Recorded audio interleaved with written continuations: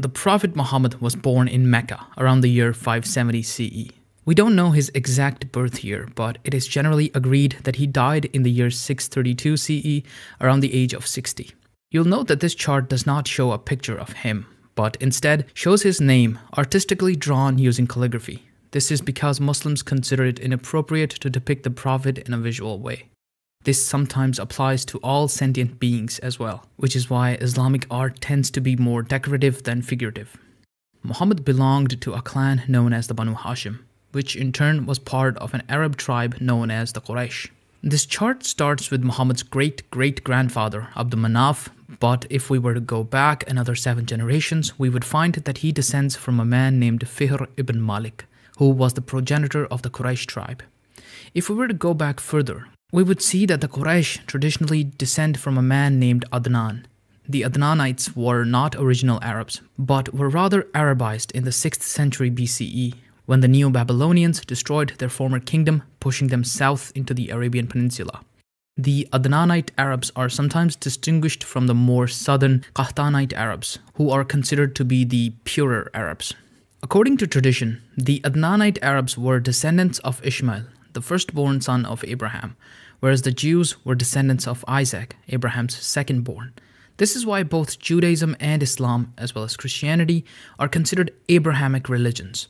Ishmael's mother was an Egyptian named Hajar, whereas Isaac's mother was Sarah. Sarah, like Abraham, was originally from Mesopotamia. But like I say, these links are based on tradition, not on historical records. Okay, let's get back to the Prophet himself. I should point out that most mainstream historians, including secular ones, do consider the Prophet Muhammad to be a historical figure. Now, as to whether or not the angel Gabriel dictated the words of the Quran to him, that is something that is solely based on faith and on religious tradition. According to Islam, that started to happen in the year 609 CE, when Muhammad was praying alone in a cave near Mecca, and it continued for the rest of his life. But in this video, we are mostly concerned with his family tree, so let's return to that. Muhammad's first wife was named Khadija. He was married to her and only her for about 25 years. Prior to marrying Muhammad, she was actually a wealthy merchant in her own right. Together, they had 3 sons and 4 daughters. All 3 sons died at a young age, but the 4 daughters lived to adulthood. 2 of them would later marry one of the early Umayyad caliphs, and another, named Fatima, would marry Ali, one of Muhammad's closest companions. According to Shia Muslims, only Fatima was the biological daughter of Muhammad and Khadija. According to that tradition, the other daughters were actually the children of Khadija's sister and were adopted. But what every Muslim tradition does agree on is that only Fatima has descendants that can be traced to today. Together with Ali, she had 2 main sons, Hassan and Hussein. Muslims today who claim descent from the Prophet are known as the Sayyids. Jordanian royal house of Hashim claims to be descendants from the Prophet through Hassan. According to Shia Muslims, the spiritual successors of Muhammad are known as the Imams, and in particular, among 12 Shias, there are 12 of them who are revered. Ali is the first, followed by Hassan and Hussein. The remaining 9 are all descendants of Hussein. At this point in the tree, there is some disagreement. Twelvers consider Musa al-Qadim to be the 7th Imam, but Ismailis consider Ismail to be the 7th. The Fatimid caliphs who ruled Egypt from 900 to 1200 were descendants from this branch, as are the Agha Khans, the modern-day Imams of the Nizari branch of Shia Islam. But Shias are actually the smaller of the 2 main branches of Islam, the larger branch being the Sunnis. According to Sunni Muslims, Muhammad was succeeded by the Rashidun caliphs, the first 2 of which were his close companions, Abu Bakr and Umar I. These 2 were also his fathers-in-law, as he married their daughters after the death of Khadija. Unlike the founders of other religions, Muhammad was both a spiritual and political leader.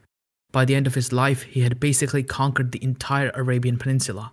When he died and Abu Bakr was elected as political successor, the Muslim armies went on to solidify their position in Arabia, and Abu Bakr put down various revolts against his rule.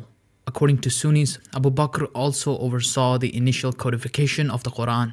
Previous to this, the Quran had been passed on primarily by means of oral memorization, but Abu Bakr commissioned the first complete written version. However, Abu Bakr only lived for 2 years after the death of Muhammad. Therefore, when he died, Umar took charge, and under Umar, the Muslim conquests continued with great intensity. North of Arabia was the Byzantine Empire and the Sassanid Empire. These two empires had grown weak after decades of fighting each other, and therefore Umar was easily able to capture Egypt, Palestine, and Syria from the Byzantines and completely replace the Sassanids as the rulers of Persia. When Umar died by assassination, a committee of 6 was formed to choose the next caliph. The person chosen was Uthman, who I mentioned earlier as a son-in-law of the Prophet. He was also Muhammad's third cousin once removed. You can see here that both the Umayyads and the Banu Hashim descend from the same ancestor. During the rule of Uthman, the copy of the Quran made by Abu Bakr was used to create a new standardized copy upon which all further copies of the Quran have been based. But Uthman ended up being an unpopular ruler, mostly because he was overly favorable to the members of his own clan, putting them in several important positions of power.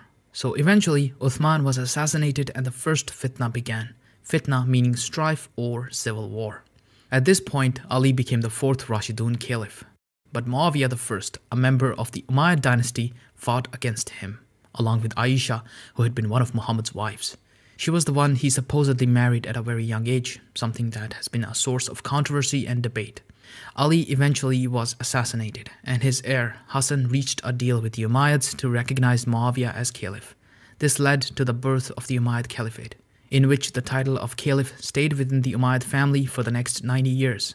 Then in 750, after another civil war, the title of caliph passed to a new family, the Abbasids, who were descendants of Muhammad's uncle Al-Abbas, and hence members of the Banu Hashim clan. Under the Abbasids, Islam experienced a golden age. So that was a look at the family tree of Prophet Muhammad.